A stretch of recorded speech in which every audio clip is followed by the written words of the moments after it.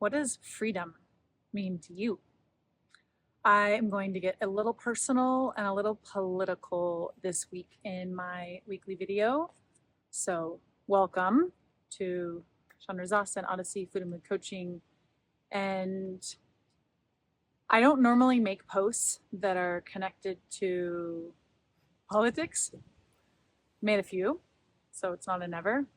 And this week I feel particularly called to comment on 4th of July and how my beliefs of freedom have shifted a lot over the last couple decades.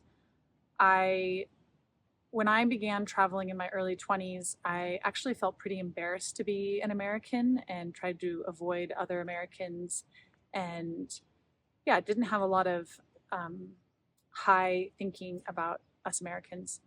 And over the years and over my travels and experiencing different countries, and particularly... Welcome!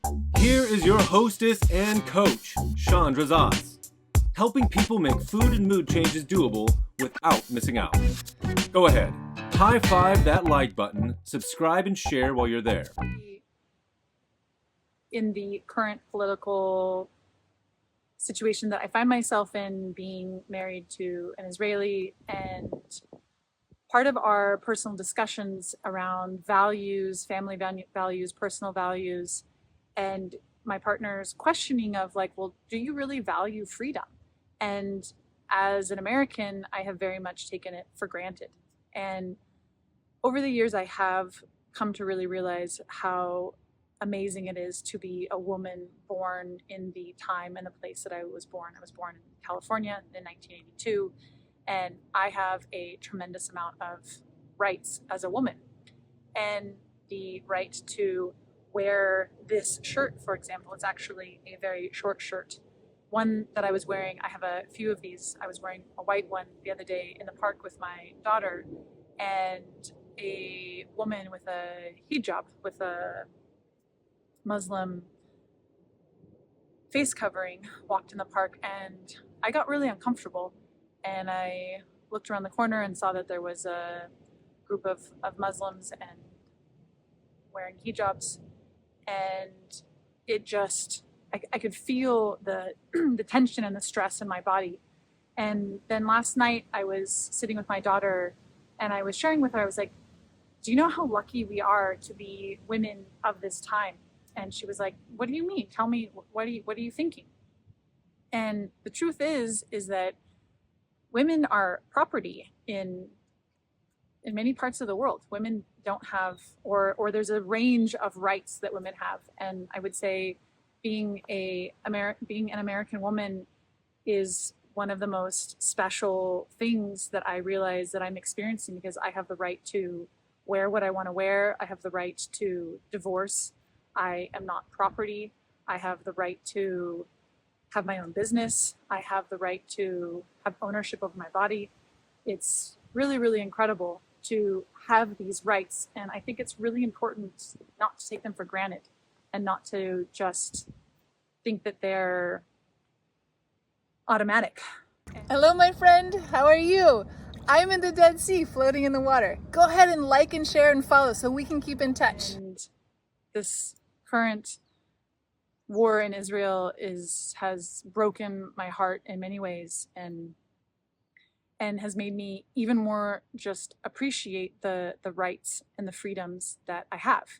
And so, when our beliefs, our unconscious beliefs, or our intentional beliefs, or the way that we think about our rights, it's important, or the way, or not thinking about our rights is something to maybe think about and to question.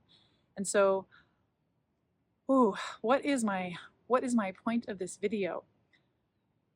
My point of this video is to bring this conversation into our privileged awareness, and to really appreciate what we have, and how important it is to not take it for granted, and how important it is to defend our rights and to not lose our rights. I you know, my partner, we were in Israel at the time when we decided to get married, and he told me, he said, "You don't want to get married in Israel." I was like, "Why?" And he said, "Because you can't divorce me. Like, you're technically property." And this is a reality in a lot of the world. And so we flew to New York to get married and have an American marriage certificate where I have the choice to divorce. I have the choice to be my own person. I have the choice to own my own body and to be able to do what I want. And I just think it's a really important thing to remember that we have these rights. And you know, Iran, not so many decades ago, women had a lot of rights, and now they are forced to wear hijabs and cover themselves. Otherwise, they are imprisoned and beaten and worse. And I know that about 60 or 70% of Americans don't have passports. And so most people in the US have not actually traveled and not actually become aware of other countries' realities. And so I think it's really important that us Americans have this conversation and really remember what our freedom stands for and how important our country's politics are and the privileges that we have and how important it is to not take them for granted and not to forget about them and lose them.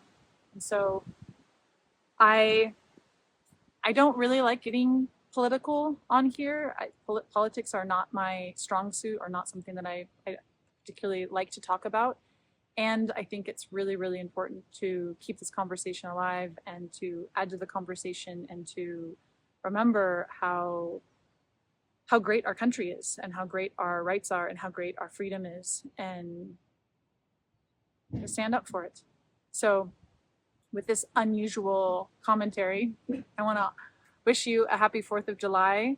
And I will be celebrating this 4th of July differently than I maybe ever have before, because I am really appreciating my rights and my freedoms.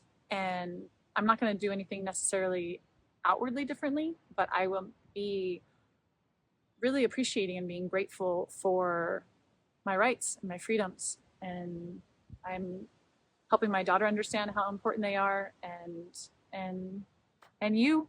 So comment below, let me know what you think. I'd love to hear your opinion and love to hear what you think about your freedoms and your rights and America's. Really, honestly, I have really come full circle from what I used to be embarrassed about 20 years ago, and to now really feel proud to be an American and proud to have the freedoms and the rights that I do. So I wanted to share that. Hope you have a beautiful day. Happy 4th of July. Gratitude and freedom. Bye for now.